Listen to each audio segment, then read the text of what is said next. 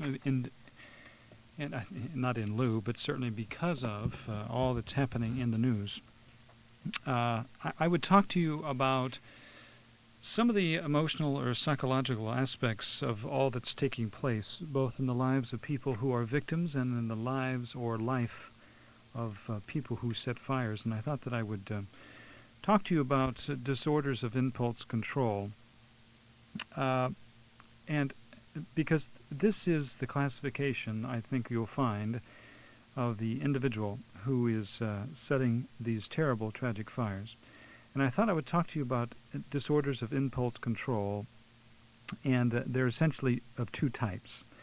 Anyone who essentially has a problem with impulse control will fall into one of really two or three types.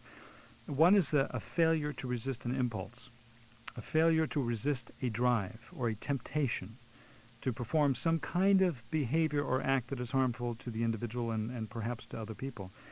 There may or may not be a conscious resistance to the impulse. I mean, the act may or not be premeditated or may not even be planned. But once the thought is entered into, there is an absolute, there is no resistance to acting out the thought. There is just absolutely no control. Now, impulse control disorders can also be of a second type. There is an increasing sense of tension before committing the acts. That's right. Some of these features are the failure to resist the impulse, and then secondly, an increasing tension before committing the act that I have talked about oftentimes mirrors kleptomania, or as you may know it, shoplifting. There is that failure to resist an impulse. There is an increasing tension before committing the act. And then thirdly, there is an experience of either pleasure, gratification, or release at the time of committing that particular act. The act is ego-systonic, which means that it is the immediate conscious wish of the individual. It is consistent with the individual. It's not repugnant. It's not something that they have a great deal of shame or regret. However, after following through with the act, there may or may not be some genuine guilt, self-reproach, or regret, but it doesn't have to be. So you will find that these impulse control problems come in several categories. One would be pathological gambling, whereas the person just continues to gamble regardless and irrespective of their ability to regardless of their ability to sustain losses financially. There's this pathological gambling, which is part of the impulse control. There is kleptomania, as you know it as shoplifting. There's the intermittent and or isolated explosive disorder, where people absolutely have, they just explode, hostility. And then there's the pyromania, which we are talking about here, the pyromania. And the pyromania is an essential diagnosis that's given to people who have recurrent failure to resist the impulse to set fires. And people who have this intense fascination with setting fires and seeing them burn. Now, before the fire setter begins, before setting the fire, the individual will experience, as I was saying just a moment ago, a buildup of tension. Now, the buildup of tension may come from several sources. It can come directly from the idea of setting the fire, or it can come from a whole host of other areas in one's life that one gets acted out by the setting of the fires. If you want to stay on the line, or stay on the program, listen to what I have to say in my opening comments. I'd like to talk more about this pyromania, the setting of fires, and then in the news as we progress along in the days and weeks and months ahead, you may find that the person that they find very much fits this particular diagnosis. Stay with me. My name is John Jolliffe.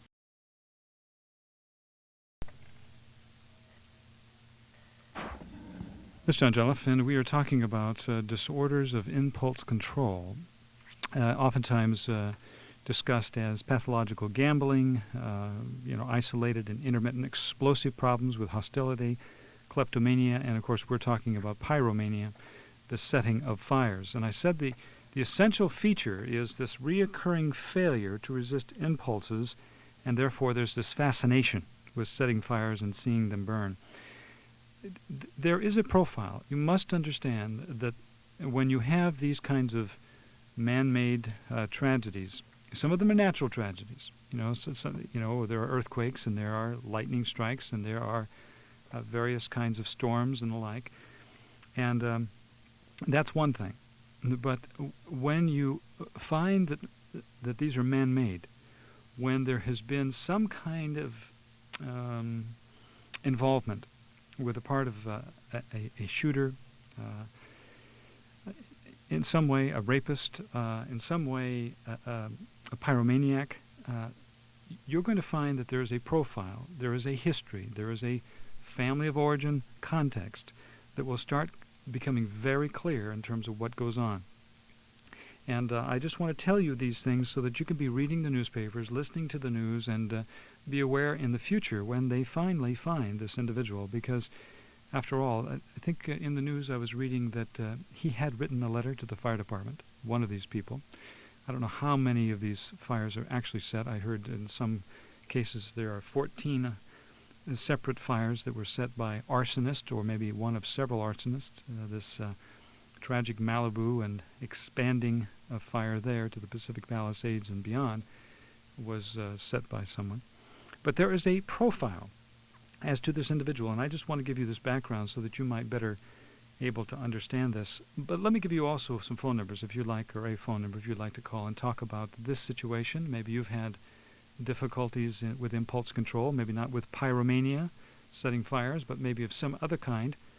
I want to, and maybe you have some experiences also in terms of the last week of what's happened both in Southern California and Malibu area, and Laguna and San Diego.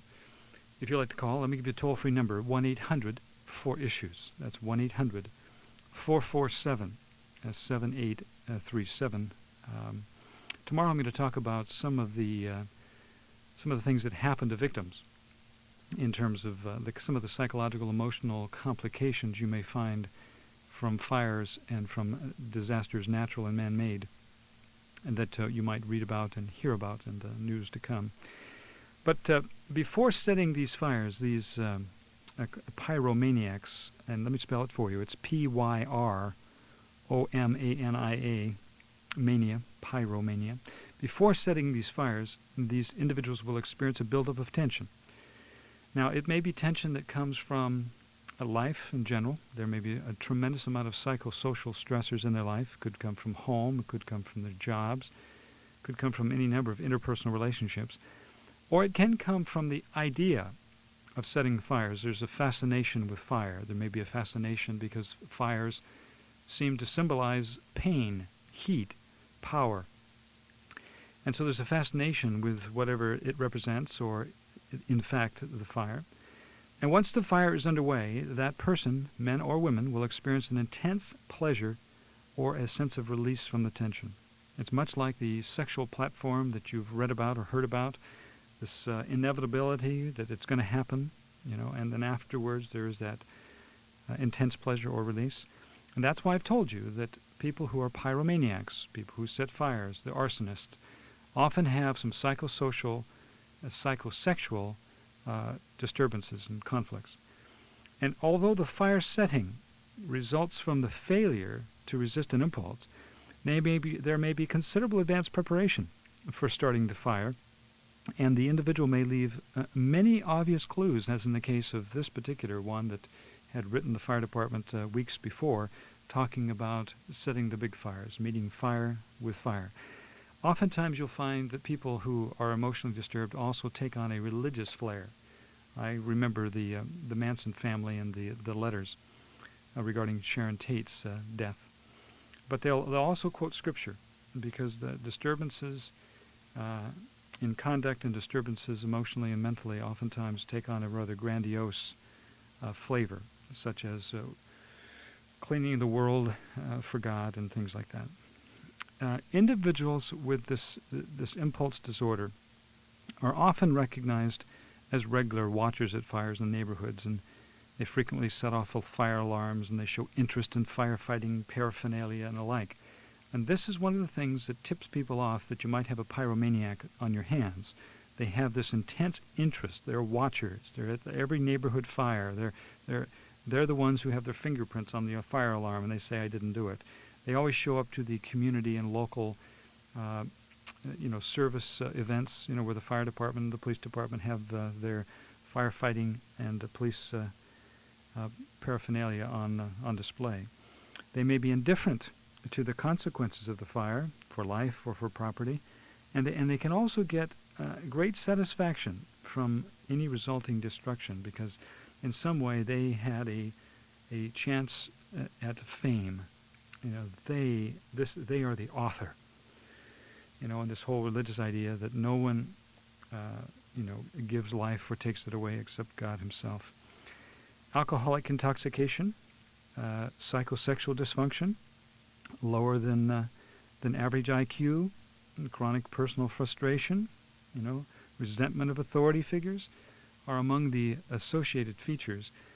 And cases have been described in which the individual was actually sexually aroused by fires. You can read about more of this in what they call the Diagnostic and Statistical Manual of Mental Disorders, and the DSM-3 and 4 as well. There's a lot written on pyromania. The age of onset for pyromania seems to usually be in childhood. When it's in adolescence, when it's later starting, or when it's in adulthood, the fire setting tends to be more deliberately destructive, tends to be much more grandiose. With children, many children play with matches, right? We all, at one time or another, learned how matches work, and we like watching it, maybe starting a fire in Boy Scouts and all of that kind of thing, kindling and like. So it's not a normal or natural that children play with matches and things like that.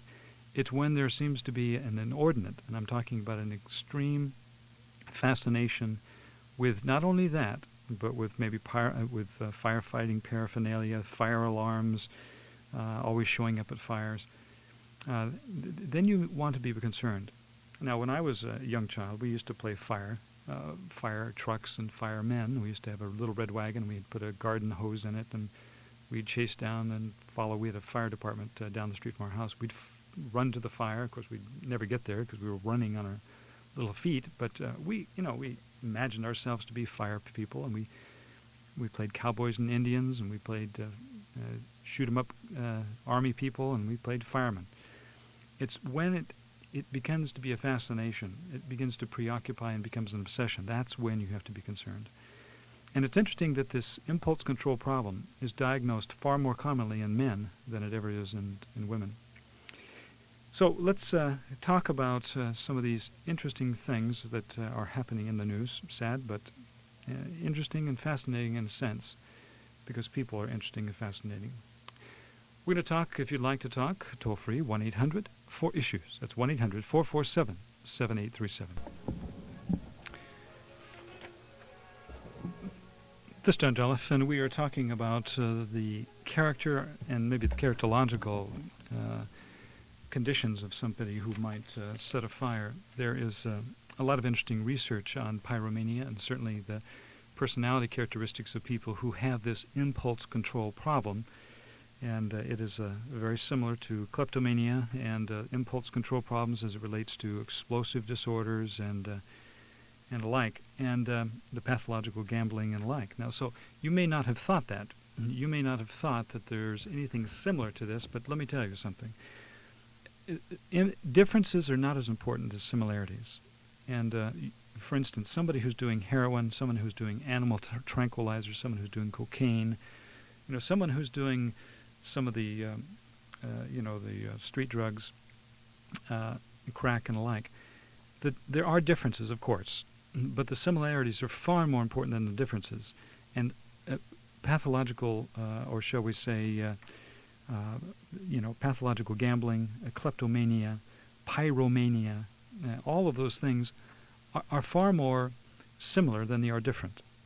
Now, where in pathological gambling, you're saying, well, he's only injuring or she's only injuring one particular individual, that's himself. Well, everybody's affected, everybody in the family. Anybody who works for the individual who owns the company who has the pathological gambling will finally find themselves out of work. So anytime you have an impulse control problem, it is mass destruction. intermittent and explosive disorders, where you have violent episodes, chronic or intermittent, you're going to devastate lots of people.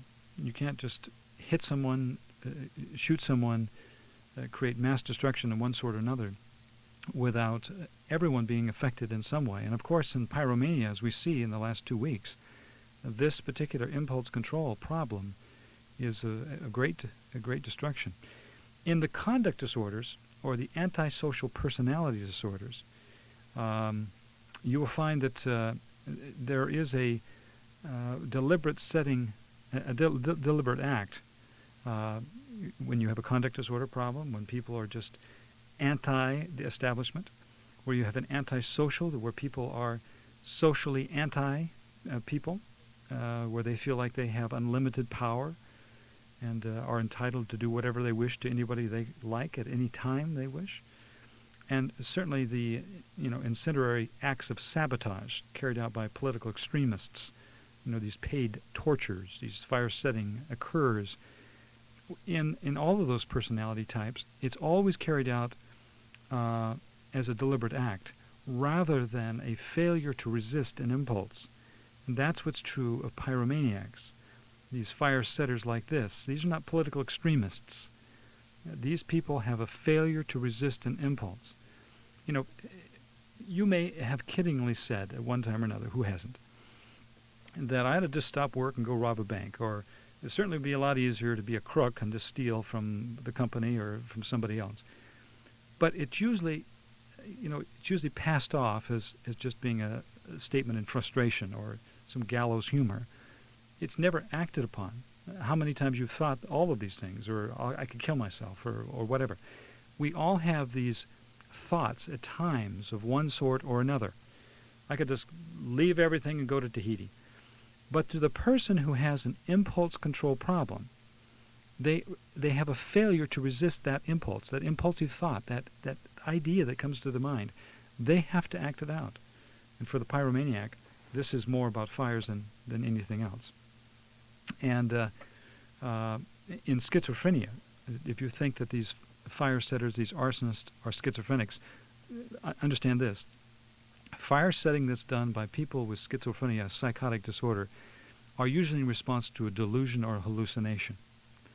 They're not carried out all that well, and usually are discovered as they buy the gasoline and stick the cloth in the hole, and they say, yeah, I'm going to blow up all these people, and they can't have sex with me from the moon, things like that. So they're usually found out. There's a symptomatology, there is a etiology, there is certainly a pathology that goes with this kind of thing. People typically have said, well, these fire setters are crazy. These are crazy people.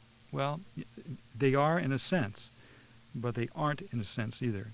It's not crazy to be unable to resist an impulse. It is certainly a disorder of conduct. It is certainly a conduct disorder, and it's certainly something that needs our attention. But when you're better informed and when you begin to understand these things, certainly you are better able to talk and get the kind of referral and the kind of treatment for people who desperately need our help. And how many people who create mass destruction later in life were either poorly diagnosed or undiagnosed by teachers and pastors and counselors and parents and things like that. And that's one of the reasons we do the program, Issues of Life, is so that you can be better informed. You can develop libraries of tapes. You can, if we're going to do better at taking care of our communities and our families and our very lives, you have to be informed. I mean, it's nothing that will ever replace information and knowledge. And so we offer this program to you for that reason. But also, I must tell you, we need your support. Let me transition into talking to you about our need. We've been here for yours, and certainly it's been a pleasure to bring you these broadcasts. But unless we continue to receive your financial support, and that's each and every one of you doing a little part, then that will make the big part go very smoothly. But we can't continue without your support. So please remember the Issues of Life in your prayers and in your financial giving. You can write to us. We have a nonprofit foundation. You can write to us at the Issues of Life, Post Office Box 611, Long Beach, California, 90801. And that would be a great encouragement to us and of great support, because we do, in order to continue, need your support. You need to also get on the mailing list so that we can let you know where I may be speaking, or other kinds of tools or educational tools that are available for you, both seminars. We're doing a seminar this coming Saturday just by, maybe not by coincidence, but by design. We're doing a seminar November 6th, this coming Saturday, at the Mandalay Beach Resort in Oxnard. And the subject of that seminar is traditional transitions. We all go through transitions, and certainly we're going through one now as it relates to so many people who have been evacuated. And as we look at the landscape, and as we think about how dangerous and how precarious our lives really are, we are now in a sense of disenchantment. It's disenchanting. You know, we had an enchanting idea that if you were a nice person and you paid your taxes and you treated everyone nicely, then bad things wouldn't happen to good people. But we know that things like that do happen, and we need to wake up to that. And so you may find yourself disenchanted by Southern California, by men, by women, by what goes on. You'll see new legislation as a result of these fires, and you'll learn about the old legislation that in some way inhibited the smooth fighting, the administration of these fires. We're handicapped by, archaic legislation. And so you're going to be disenchanted, but this is all about a transition you're going through, and we're going to be talking this Saturday about transitions. And you need to understand transitions because they're such a big part of life. I mean, they're a huge part of life. There are things that are coming to an end, and before a new beginning begins, there is this middle ground, this very formless, chaotic, dark period in your life when you don't know which way's up. And yet out of that, like out of the ashes of the old, new life begins. But you need to understand what to do. So if you'd like to come, we'd love to have you. You need to call this phone number, 1-800-541-9959. That's 1-800-541-9959 to get your tickets for this Saturday, November 6th, from 9 o'clock to noon in Oxnard at the Mandalay Beach Resort. It'll be a 3-hour seminar from 9 to noon. I'm going to take some time off right now for the next half hour. We're going to run a tape. I know most of you are probably watching TV or concerned about what's happening with friends and like. So we'll be running a tape of a previous show, and I'll talk with you tomorrow, beginning at 4 o'clock. All right?